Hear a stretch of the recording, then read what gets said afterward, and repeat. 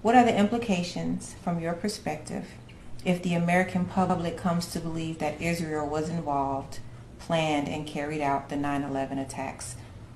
You know, even Henry Kissinger and the CIA said something that I agree with.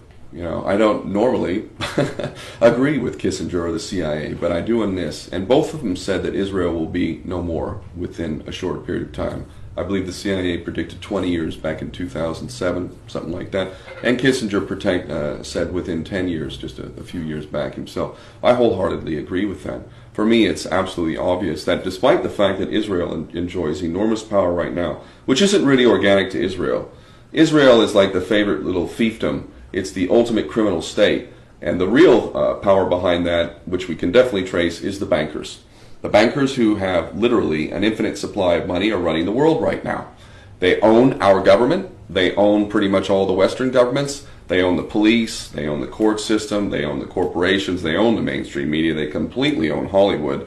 And they virtually infiltrate and control every non-NGO and every kind of meaningful social institution you can name because they have the money to do it. So Israel's their favorite little plaything. So I don't think that Netanyahu or any of these other criminals really have any power. Maybe some a little bit more than others, but they're all puppets, just like our presidents and all the other heads of state. They're all puppets. They all work for the bankers. So they tell us a bunch of lies every election cycle, but they actually follow the orders of the bankers. And if they don't, well, the last one who didn't follow the orders was John F. Kennedy, and he did not follow the orders. In fact, he defied the Federal Reserve Bank openly.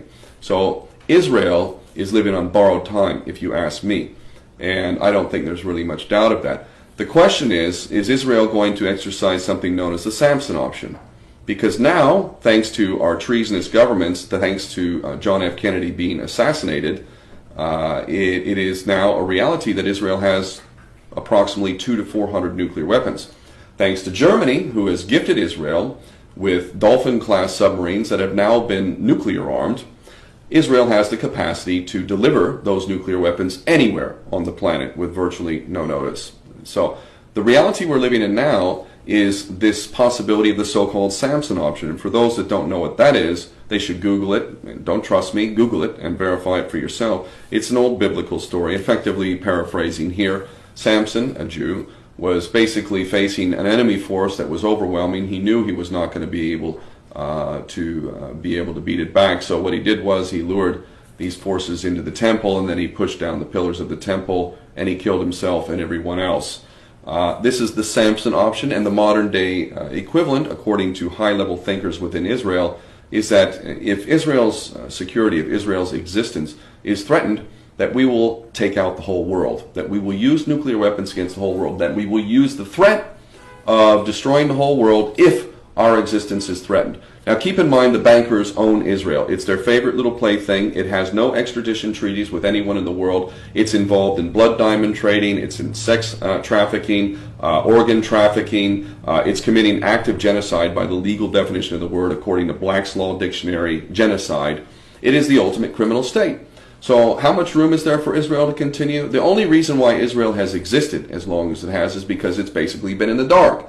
The powers that be in the mainstream media have kept it in the dark. The truth about it has never been exposed. The light has not been exposing it. Now the light is exposing it, and that's why it's living on borrowed time. So the question becomes, is Israel going to exercise the so-called Samson Option? And how much more of American taxpayers' money is going to be used for Israel to produce even more nuclear weapons and more military technology to the point that we already face this monstrous threat? It is incredible.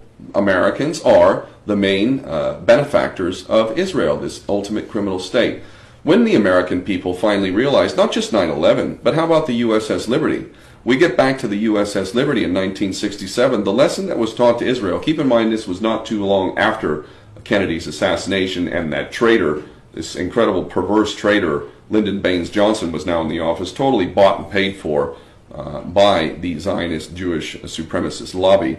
And it was in 1967 that Israel literally attacked a defenseless ship, the USS Liberty, in international waters, blue skies, flying the stars and stripes, killed 34 American sailors, really did everything it could to sink that ship, and I would argue that it was divine intervention.